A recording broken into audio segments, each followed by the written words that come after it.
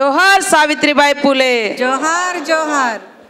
ఈరోజు శ్రీమతి సావిత్రిబాయి పూలే 193వ రాష్ట్ర స్థాయి జయంతి ఉత్సవాలను నిర్వహిస్తున్నటువంటి బీసీ సంక్షేమ సంఘం అధ్యక్షులు, జాతీయ అధ్యక్షులు, గౌరవనీయులు, మరి నిరంతరం ఆత్మగౌరవం కోసం, బీసీ సోదరుల సోదరిమణుల కుటుంబాల హక్కుల కోసం, అణగారిన వర్గాల అందరి ఆత్మీయుడు సీనన్న గారికి, సభాధ్యక్షురాలు సోదరిమణి మరి సావిత్రిబాయి పూలే జయంతి ఉత్సవాల కమిటీ చైర్పర్సన్ మణిమంజరి గారికి, అదేవిధంగా ఇక్కడికి విచ్చేసినటువంటి జయలక్ష్మి ప్రొఫెసర్ గారికి, రమణ నాయకన్న గారికి, కుందారం గణేష్ చారి గారికి, చిన్న శ్రీశైలం యాదవ్ గారికి, కనకాల శ్యామ్ కుర్మా గారికి, ఉప్పరి శేఖర్ గారికి, శేఖర్ సాగర్ గారికి, శ్రీమతి రమ గారికి, బాలాచారి గారికి, నవీన్ యాదవ్ గారికి, తాటికొండ విక్రమ్ గౌడ్ గారికి, శ్రీమతి మేకల లలిత యాదవ్ గారికి, ఇంకా వేదిక మీద ఉన్న, ఎందుకంటే అందరు నాకు పరిచయం లేరు, సారీ, అందరికీ కూడా పేరు పేరున రవలి గారికి, మిగతా సోదరులకు, నా బీసీ కుటుంబ సోదరులకు, మహిళా కుటుంబ సోదరిమణులకు, ఈ సభలో సావిత్రిబాయి జయంతి ఉత్సవాలలో పాల్గొని వారి యొక్క స్ఫూర్తిని తీసుకోవడం కోసం ఇక్కడికి విచ్చేసిన మీ అందరికీ కూడా పేరు పేరున మరి ఉద్యమాభివందనాలు, ధన్యవాదాలు తెలియజేస్తూ ఉన్నాను.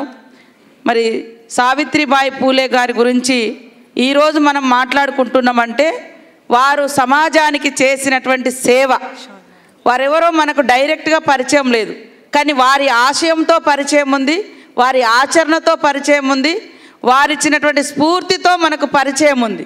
కాబట్టే మరి ఇప్పటి వరకు ఈ యొక్క మహిళలు చదువుకొని, అందులో నాలాంటి వాళ్ళం కానీ, మణిమంజరి లాంటి వాళ్ళు కానీ, అనేక మంది ఈ దేశానికి సేవలు అందిస్తున్నటువంటి ఎంతోమంది అత్యున్నతమైనటువంటి పదవులలో ఉన్నటువంటి మహిళలు కానీ, వీరందరూ ఆయా స్థానాల్లోకి వచ్చిరంటే దానికి ప్రథమ కారణము మన చదువుల తల్లి, విజ్ఞానపు వెలుగురేఖ, అట్టడుగు వర్గాల అణచివేతకు వ్యతిరేకంగా ధిక్కార స్వరం వినిపించినటువంటి మహానాయకురాలు, సత్యశోధకురాలు. చదువే మనకు జీవితము, చదువు ద్వారా అనేక హక్కులు, ఆత్మగౌరవము, సమాజ అవగాహన వస్తుందని చెప్పి మరి ఈరోజు ఇంతటి ఉన్నత స్థాయిలలో ఈ మహిళలు ముందంజలోకి రావడానికి కారణమైనటువంటి సావిత్రిబాయి పూలే గారి యొక్క జయంతి ఉత్సవాలు ఈరోజు మీ యొక్క ఆధ్వర్యంలో ఇంత ఘనంగా నిర్వహించుకోవడం నాకు చాలా సంతోషమన్న. ఎప్పుడు కూడా మహిళలను గౌరవించేటువంటి నాయకులు కానీ, సంఘాలు కానీ, సంఘ పెద్దలు కానీ ఉంటే ఖచ్చితంగా సమాజం సంస్కరించబడుతుంది, శాంతి ఉంటుంది, అవినీతి లేనటువంటి సమాజం వర్ధిల్లుతుంది. కాబట్టి ఆడవాళ్ళను గౌరవించడం అంటే మరి ఒక గొప్ప ఆలోచనతోటి మనం సావిత్రి పూలే గారి యొక్క ఆశయాన్ని ముందుకు తీసుకెళ్ళడం. ఆ రోజులలో కుల వివక్షత 1880-40 ఆ దశకంలో కుల వివక్షత ఎంత ఘోరంగా ఉందో మనం చూసినాం.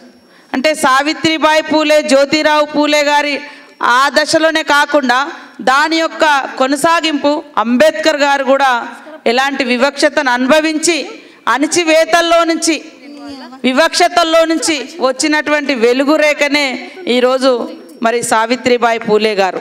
కాబట్టి మనం ఎక్కడన్నా వివక్షత ఉంది, అణచివేత ఉంది అంటే వాటి నుంచి ఎవరు వచ్చారు దూరం పోకుండా దాని సంగతి ఏందో చూడాలి, ఆ వ్యవస్థను ఎట్లా కూకటి వేళ్లతో పెకిలించాలి, ఆ యొక్క దురాచారాలను ఎట్లా ప్రారద్రోలాలి అనేటువంటి లక్ష్యంతో సావిత్రిబాయి పూలే గారు పనిచేసారు. కాబట్టి వారు మనందరికీ ఆదర్శం.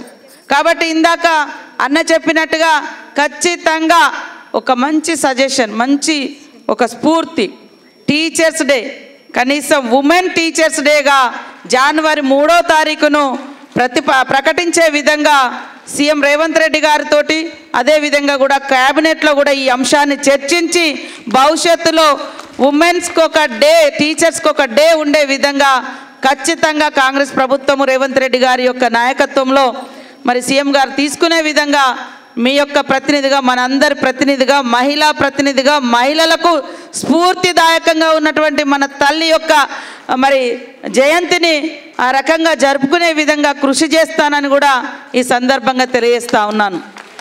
ఈరోజు మనం చూస్తున్నాం, ఆనాడు మరి ఎంత ఫ్యూడల్ మెంటాలిటీ, కులాంకారం, కుల దురాంకారం, దురాచారాలు అలాంటివన్నింటిని కూడా ఎదిరించి ఆమె భర్త గారు కూడా అంటే జ్యోతిరావు పూలే గారు ఒక సంఘ సంస్కర్త, ఉద్యమ నాయకుడు, స్ఫూర్తికర్త కాబట్టి తన యొక్క భార్యను కూడా మరి ఆనాడు ఉన్నటువంటి ఆచారాలలో కూరుకుపోకుండా, లేదు ఈ యొక్క సమాజాన్ని సంస్కరించాలంటే చదువు కావాలి, విజ్ఞానం కావాలని సావిత్రిబాయి పూలే గారిని ప్రోత్సహించినటువంటి చరిత్ర మనం చూస్తున్నాం.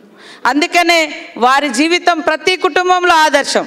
ఒక మహిళలుగా సావిత్రిబాయి పూలే గారి యొక్క జీవితం మా అందరికి ఆదర్శమైతే, పూలే గారి యొక్క జ్యోతిరావు పూలే గారి యొక్క జీవితాన్ని కూడా ప్రతి ఒక్క యువకుడు, ప్రతి ఒక్క పురుషుడు కూడా ఆదర్శంగా తీసుకొని ప్రతి ఇళ్లల్లో ఆడవాళ్ళను గౌరవించడం, వాళ్ళకు కావలసినటువంటి స్పేస్ ఇవ్వడం, ప్రోత్సహించడం, మహిళలకు నచ్చినటువంటి రంగంలోకి ముందంజలోకి వచ్చే విధంగా, ముందుకు దూసుకుపోయే విధంగా సపోర్టుగా ఉండడం అనేది కూడా చాలా అవసరం. అప్పుడే ఈ అసమానతలు తొలగిపోయి ఆడ మగ ఇద్దరూ సమానమే. అదేవిధంగా ఈ సమాజంలో కుల వివక్షత మనం చూస్తూనే ఉన్నాం. ఇప్పటికి కూడా ఇంకా అనేక చోట్ల టీ కొట్టులలోకి వెళ్తే మరి మట్టి కుండలు వేరే గ్లాసులు వేరే, ఇట్లాంటి ఇంకా నడుస్తున్నాయి. అంటే నరాన కొన్ని తరాలుగా అలాంటి దుర్మార్గపు దుష్టబుద్ధితో కొన్ని శక్తులు ఉన్నాయి. అలాంటి శక్తులు అందించినటువంటి కుల దురాంకారపు బుక్కులు కూడా ఉన్నాయి, పుస్తకాలు కూడా ఉన్నాయి. అలాంటి వాటిని చదివి వాళ్ళ మెదళ్ళల్లో అదే వివక్షత మిగతా వర్గాలలో చూపిస్తారు. కానీ అందరిలో అదే రక్తం, అందరం ఒకే రూపం, అంటే బాడీ స్ట్రక్చర్ అంతా అదే ఉంటుంది దాదాపుగా. కానీ మేము అందరికంటే అతిథులం, గొప్పవాళ్ళం, మరి మేము ఏదో అని అనుకుంటారు. కానీ అవకాశాలు ఉంటే అందరం కూడా అన్ని అవంతరాలను ఎదిరించుకొని ముందుకు రాగలుగుతామని చెప్పడానికి మనకు ప్రత్యేక ఉదాహరణ మరి జ్యోతిరావు పూలే గారు, వారి జీవితం, వారి సతీమణి, తొలి మహిళా ఉపాధ్యాయురాలుగా ఒక బీసీ కుటుంబంలో పుట్టి ఈరోజు దేశానికే, ప్రపంచానికే ఆదర్శవంతమైనటువంటి ఉపాధ్యాయురాలుగా. ఆ రోజు మరి పెళ్ళిళ్ళు అంటే భర్తలు చనిపోతే పునర్వివాహాలు లేవు, అనేక రకాల వివక్షతలు, పిల్లలను కనిపించే యంత్రాలుగా మాత్రమే ఉండాలన్నటువంటి బోధనలు, అలాంటి బోధనలన్నింటినీ కూడా మరి అందుబాటులో లేకుండా వాటిని ధ్వంసం చేసి సమానత్వం కోసం వాళ్ళిద్దరు కూడా చేసినటువంటి కృషి మనకు స్ఫూర్తి. కాబట్టి నేను ఇంతకుముందు ఫస్ట్ చెప్పినట్టుగా వాళ్ళతో మనకు డైరెక్ట్గా పరిచయం లేదు, లేదా బంధుత్వాలు లేవు, మన తరం కాదు. కానీ మన ముత్తాతల తరమైన మనం వారిని స్ఫూర్తిగా తీసుకుంటున్నామంటే వారు సమాజానికి చేసినటువంటి సేవ. అందుకనే ఇందాక మన సీనన్న అన్నట్టుగా మన కోసం మనం చేస్తే మనలోనే మిగిలిపోతాం. అంబేద్కర్ గారు చెప్పినట్టు సమాజం కోసం చేస్తే సమాజంలో ఉండిపోతాం, సమాజం ఇలా మనల్ని కీర్తించుకుంటుంది. కాబట్టి ప్రతి ఒక్కరం కూడా మనకుండే అటువంటి అవకాశాన్ని మన చుట్టుపక్కల ఉన్నటువంటి నలుగురికినైనా సంస్కరిద్దాం, సహకరిద్దాం, వాళ్ళకు సపోర్ట్ చేద్దాం. కాబట్టి నా జీవితంలో కూడా మరి నేను నిత్య విద్యార్థిగానే ఉన్నా, ఇంకా స్టూడెంట్గానే ఉన్నా, చెప్తే వింటూనే ఉంటా. నాకు వినడం ఇష్టం, మాట్లాడడం నేను కొద్దిగా తక్కువ మాట్లాడుకున్నా, వినడం ఇష్టం. వినడం ద్వారా చాలా విషయాలు నేర్చుకుంటాం. కాబట్టి నా జీవితం కూడా మరి 10th అంటే స్టడీస్ ఆగిపోతే ఆ తర్వాత విప్లవోద్యమంలోకి వెళ్ళి అక్కడ కూడా నిత్యం అధ్యయనము, మరి అదేవిధంగా పోరాటం, ఈ రెండింటిని జోడించి పనిచేసినటువంటి వాళ్ళం. ఉద్యమం నుంచి బయటకు వచ్చిన తర్వాత మహిళలు అంటే మరి చదువు మానేసి ఇళ్ళల్లో కూర్చోవడం కాకుండా చదువు అనేది సంస్కారాన్ని నేర్పుతుంది, సమాజాన్ని పరిచయం చేస్తుంది, ఆత్మగౌరవాన్ని ఇస్తుంది, ఆత్మవిశ్వాసాన్ని కూడా ఇస్తుంది. మరి సావిత్రిబాయి గారు ఇచ్చినటువంటి స్ఫూర్తితో నేను నా యొక్క చదువును అంటే స్టార్ట్ చేసుకొని LLB చేసిన, మరి MA చేసిన, MLA అయినా, మళ్ళీ PhD చేసిన, మళ్ళీ MLA అయినా, మరి ఇప్పుడు LLM స్టూడెంట్గా ఉస్మానియా యూనివర్సిటీలో 2nd ఇయర్ మరి ఎల్ఎల్ఎం స్టూడెంట్గా ఉండడం జరిగింది. అయినా కూడా నేను నా చదువును ఆపడం నాకు ఇష్టం లేదు. నేను రెండే అనుకున్నా, ప్రజలకు నిత్యం సేవ చేయాలి బ్రతుకున్నంత కాలం. విజ్ఞానం నిరంతరం నేర్చుకోవాలి, తెలుసుకోవాలి. తెలుసుకున్న విషయాలను నలుగురికి పంచాలి. ఇది దోచుకునేది కాదు, దాచుకునేది కాదు. ఇదొక అంటే అంతుబట్టనటువంటి సంపద. మనం ఒక విజ్ఞానవంతులమైతే ఆ విజ్ఞానాన్ని మన దగ్గర నుంచి ఎవరు దోచుకునేది ఉండదు.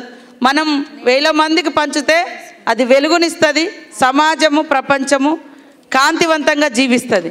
కాబట్టి నిత్యం విద్యార్థిలా ఉందాం, నిత్యం సమాజాన్ని చదువుదాం, నేర్చుకుందాం, ఆ విజ్ఞానం 10 మందికి పంచుదాం.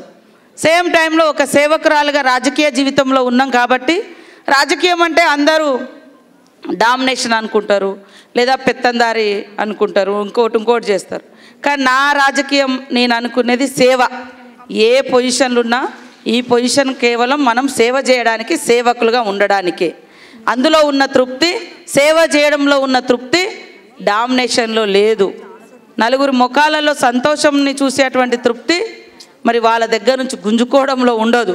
కాబట్టి అది ఎప్పుడూ కూడా మనమందరం ఒక మంచి స్ఫూర్తితో, సావిత్రిబాయి పూలే గారు ఇచ్చినటువంటి చదువు స్ఫూర్తితో, విజ్ఞాన స్ఫూర్తితో ఈ సమాజంలో నిరక్షరాస్యత లేకుండా ప్రతి ఒక్కరి జీవితం ప్రకాశవంతంగా, విజ్ఞానవంతంగా, వెలుగులతో తమ సమస్యలు పరిష్కరించుకుంటూ సమాజాన్ని సంస్కరించే జ్ఞానవంతమైనటువంటి సమాజం రావాలంటే ప్రతి ఇంట్లో ఆడవాళ్ళు మరి విద్యావంతులు కావాలి, విజ్ఞానంతో ముందుకెళ్ళాలి. అప్పుడు మాత్రమే సమాజం బాగుంటుంది, కుటుంబం బాగుంటుంది. కాబట్టి అలాంటి సమాజాన్ని ఆ రోజులలో 1840-50 ఆ ఇయర్లోనే వాళ్ళు స్టార్ట్ చేసి అప్పుడే 50 స్కూల్స్ స్టార్ట్ చేసినటువంటి ఘనత మహిళల కోసం.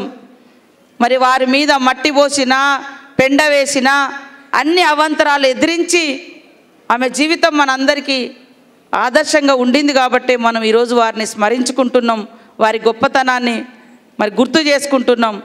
అందులో మనం చిన్న పాత్ర అయినా తదనంతరం మన గురించి మాట్లాడుకోవడానికి, చర్చించుకోవడానికి సమాజం మనల్ని కూడా స్ఫూర్తిగా పొందడానికి భవిష్యత్ తరం ఒక్క పేజీలో లేదా అర పేజీ లేదా ఒక లైన్ అయినా ఉండే విధంగా ప్రతి ఒక్కరం కృషి చేస్తే తప్పకుండా అద్భుతమైనటువంటి సమాజాన్ని, అంతరాలు లేనటువంటి సమాజాన్ని, నిరక్షరాస్యత లేనటువంటి సమాజాన్ని నిర్మించుకోగలుగుతామని తెలియజేస్తూ నాకు ఈ అవకాశం ఇచ్చిన మీ అందరికీ పేరు పేరున హృదయపూర్వక ఉద్యమాభివందనాలు తెలియజేస్తూ జోహార్ సావిత్రిబాయి పూలే.